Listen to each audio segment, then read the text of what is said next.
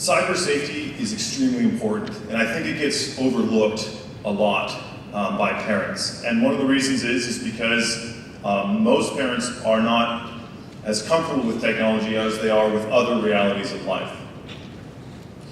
So, but for instance, let's take a look at what other restrictions we put on our kids' lives. So let's say, for instance, that you have a tree in your backyard and you want your son to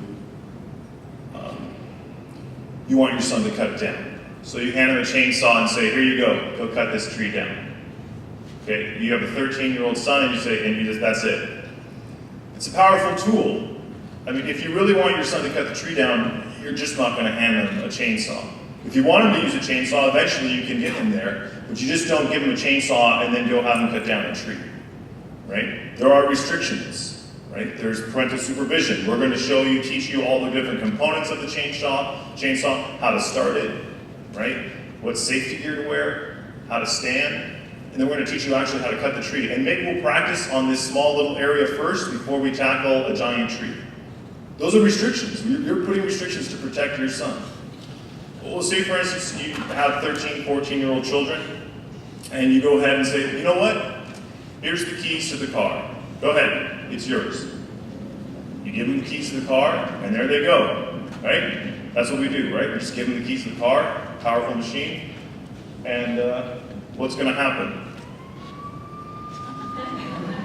Okay, even now, a car, we put restrictions on that, right? Maybe even before they get a learner's permit, maybe you're saying, you know what, let's talk about, the mirrors in the car. You can sit in the driver's seat, but we're not turning the car on. That's a restriction, right? We're doing it for their safety. We're educating, gradually getting them into it and gradually educating them before they can go out and do it on their own. And as you see with the car is a great example because you might take some of the teaching on yourself, and then maybe you send them to a driver's education academy where they're then driving, but they definitely have a big restriction because they've got someone in the car with safety mechanisms in place, right? They have a driver that has access to the braking system and everything to protect your son and your daughters, all your children. So with chainsaws or with cars, these are things that can physically harm your children, okay? But technology, although could potentially lead to physical damage to your children, it most likely won't. But we're looking at their developmental and spiritual well-being. That's what we're really concerned about. And for those reasons, that's why it's very important that we become educated so that we can teach them how to use technology like we teach them how to use a chainsaw or we teach them how to drive a car, right? That's our charge, that's our responsibility. And we gradually do it. We just don't throw it at them.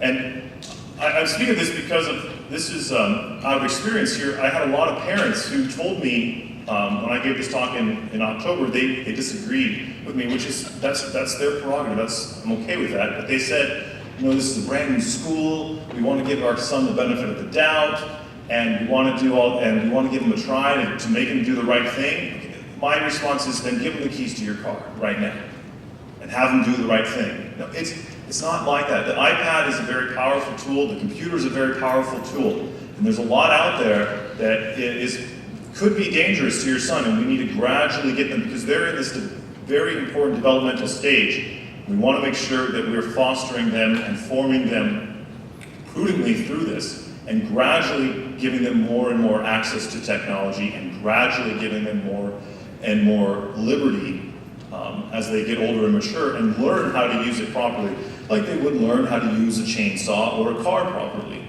Same concept. And so I'm encouraging all of you now to really educate yourselves and then put restrictions on. Gradually give them and then gradually take them off. It's what we do here at Servite High School as well. We gradually introduce them to the technology. We gradually give them more and more freedom to do certain things. If the students demonstrate that they can handle it, we go ahead and give them that freedom. And when they demonstrate that they can't handle it, we take it away. So one of the biggest things is that the problem is that although you may be educated on how to use a chainsaw or how to drive a car, we all come from different backgrounds in how to, in experience with technology. And you may not have the confidence to go ahead and educate them on technology. Okay? But it is a responsibility that is learned best from you. Your child will learn best if it comes from you, if you're modeling that technology. So 2 things that I'm going to keep bringing up, a lot of points. There's 2 websites. commonsensemedia.org is a huge website full of lots of resources, and we're going to go over a few of those tonight. And it's made for parents and educators. They've got a ton of resources on there. So that's one that I want everybody to leave from here, remembering commonsensemedia.org. The other one, surprisingly, is YouTube. If you don't know how to do something using technology, someone has made a YouTube video on it. Okay? If you want to know how to embed a video into a PowerPoint presentation, go to YouTube. Type that in. Someone has a video on that. If you want to learn how to put parental controls on your son's iPad, go to YouTube. Someone's put a video on that. Okay? And watch them as they demonstrate it to you. So don't be afraid to conduct your own research in this area. You can learn this. Okay? You can do this, and it's one of the greatest assets here as you come to work with your son and educate your son on technology. And I apologize if I keep saying son. If we have parents from Rosary Conley or from any of the public schools, I'm sorry, I've been working here for 6 years, so I'm just conditioned to say that. The next big point, as I want to drive home, is starting that conversation, having a conversation with your child. Okay? Very important. And I'm going to bring up this over and over again. Talk to your kids about technology. We have a tendency to say, I don't understand it enough. I don't know, it's so alien to me that, okay, let's just swipe the credit card, here's the cell phone, and then I'm done. Okay? A lot of times I had parents who bought their kids, maybe a brand new iPod, and they had no idea that it could connect to the internet and do everything that you could with a cell phone, basically, or with a computer. They had no idea, right? So iPods, the most recent version of iPods, all it is a very small iPad, okay? And a lot of parents just didn't realize that. So start that conversation, sit down. As you came in, you may have picked up a packet. Those are, and we're going to go over those in a little bit in more detail, but those are family contracts, family agreements, okay? Things that you are going to work on as a parent, and then things that you want your child to think about when using technology. And these are all components that you can really read and then come to understand, and then sit down and have that conversation and say, okay, here's what we're going to do with the technology in our household. These are our rules. We've done the same thing here at Servite. We tell all the kids, these are our rules. If you're going to be using the technology, it's a privilege here to use the technology in the classroom. Here are the rules.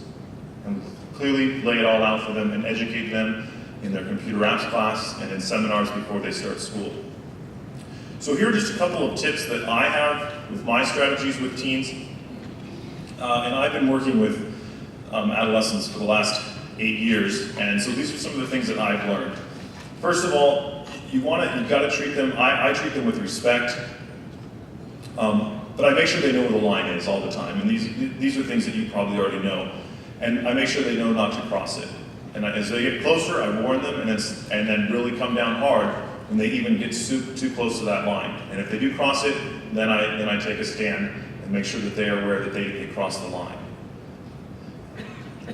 One of the things that I, once again, reiterating, is to be informed, okay? Educate yourself, begin research, and there can be a little anxiety with research, with going into technology, and I understand that.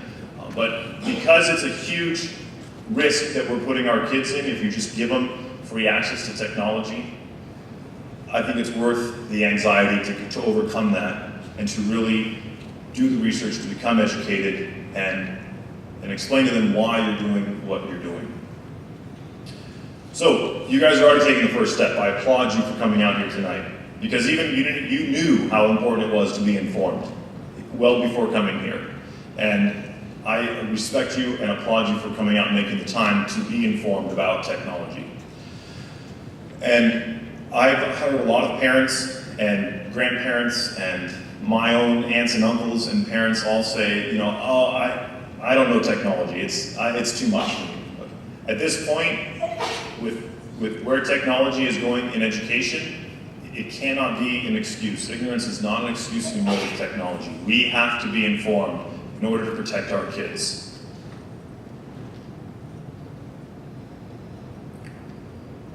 The next part is to be aware. Okay. How can your child access technology? Where can they access technology? In the household, right? Think about it. The Xbox, the PS3, right? They can get, that's access to technology. They're connected to the World Wide Web, and they're talking to people on there, right? Their iPods, their smartphones. Even some TVs now have capabilities, are smart TVs, right? Where can the children access the technology? Also be aware of yourself and how you react to technology. They're going to be taking their cues from you all the time. So if you overact with technology or you overreact when they make a mistake, and believe me, they're going to make mistakes. They're going to notice that, and it's going to confuse them or kind of complicate the learning process. So just be aware of yourself and the anxiety, because if they see that you're stressing out about technology, I'm sorry to say, but they'll probably exploit that weakness. Okay? I've seen it happen. So just be aware of yourself, be calm, be confident, and that's why it's really important to become educated and be informed. The next is to be optimistic. So this kind of goes into that. Be positive about using technology. Set goals, right? I like to think like NASA. I'm going to reach for the stars. We're going for the stars, but we landed on the moon. Okay, great. Now let's keep going. Let's build a space station, and now let's talk about Mars. Right? Keep setting those goals for yourself and for your kids. Here are our standards. Here's where we want to go. And then be okay with getting and achieving something good. Landing on the moon was great. Right? And we can keep going. But keep reaching for the stars, and then be content with where you land. And then try again. Also, too, when it comes to punishments, one of the best strategies that I found is the light at the end of the tunnel. Anytime when I'm disciplining a kid, I always say, okay, that's it, I'm taking your iPad away. But give it back to you at the end of break. You messed up. You don't get your iPad during break. You do not get to play games during break. Sorry. And you're going to have to go out on break and face your friends and say, hey, where's your iPad? Oh, Mr. Walzer took it. Sorry, that's it. But you may have it back at break, and you can choose to do the right thing the next 2 periods. If you don't, I'm taking it at lunch. Give them that hope. Give them that, okay, all right, I understand I'm being punished, but it's not forever, right? I find that one of the biggest mistakes is when a parent says, you're grounded. And it's indefinitely, a day, what does that mean? No. Give them that, set the boundaries, here's the time period, here's the punishment, and here's your hope. Here's how you can improve and develop and be a better person after this mistake.